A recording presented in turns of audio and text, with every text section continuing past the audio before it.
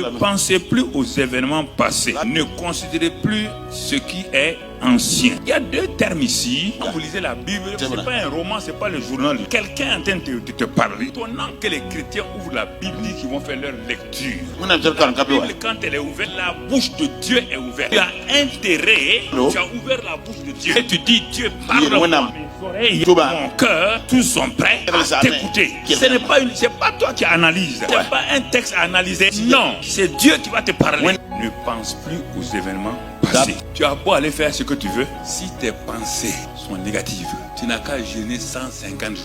Il ne veut pas, non, il ne veut pas d'applaudissements. Je vous parle sérieusement.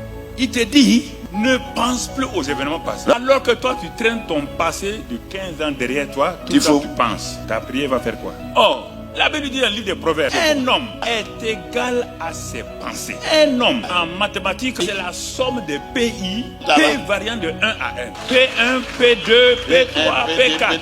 Alors, si je suis la somme des pensées, les pensées que j'ai là ont bâti ma vie. Donc, quand on me regarde, je suis la représentation physique des pensées architecturales. Ce bâtiment-là vient des pensées architecturales d'un homme. Et le maçon l'a amené sous cette forme-là. C'est la forme, la somme des pensées d'un architecte et d'un dessinateur. Regarde comment il est solide. Pour le casser, il faut des bombes et des choses. Si ta vie a été bâtie par des pensées négatives, des pensées de peur, des pensées de culpabilité, Dieu te dit tu as intérêt. Arrête-toi. On va d'abord parler de tes pensées. Quelles pensées tu as? Ne pense plus. Ne va plus prendre le passé, madame.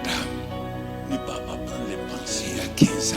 Tu peux bâtir ton foyer avec des pensées de 15 ans. Oui, il y a 15 ans.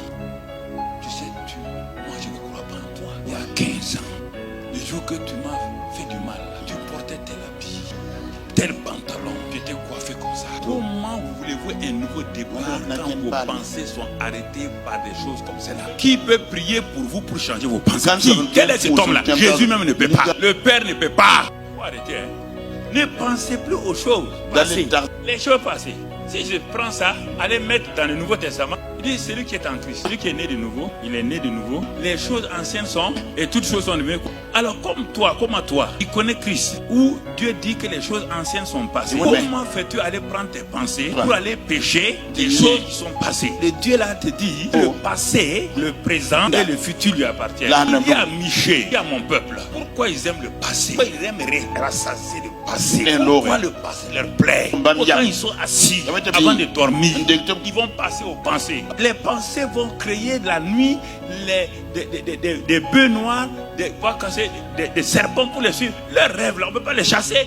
Parce qu'eux-mêmes, ils sont producteurs de leurs rêves la nuit avant de dormir. Le peuple de Dieu n'est pas détruit par le péché. Dieu a pris les péchés. Confesse tes péchés. Confesse, Dieu est fidèle et juste pour te pardonner. Le problème du peuple de Dieu, ce n'est pas les péchés. Ce sont leurs pensées. Comme votre pasteur aime dire, quand je le regarde à 14h dimanche, quand je vois le révérend, je m'assois, je vais rire un peu. Quand on dit grâce à un royaume, une église sans frontières. Quand c'est fini, je vois qu'on te rappelle. L'ennemi de l'homme, c'est pas le péché. L'ennemi de l'homme, c'est pas Satan. L'ennemi de l'homme, c'est l'ignorance. Ne pensez pas, les pensées détruisent. Les pensées, les choses passées là, donne-les au Seigneur. Puisque Michée dit que Dieu, non seulement il pardonne, il oublie les péchés, il a une mer d'oubli des péchés sous ses pieds. Ce que tu as confessé là, il le met dans cette mer d'oubli là. Dieu ne pense plus, Dieu ne pense plus. Pourquoi vous traînez les choses passées derrière vous? Dieu a oublié. Pourquoi vous confessez les mêmes péchés pendant 10 ans, 15 ans?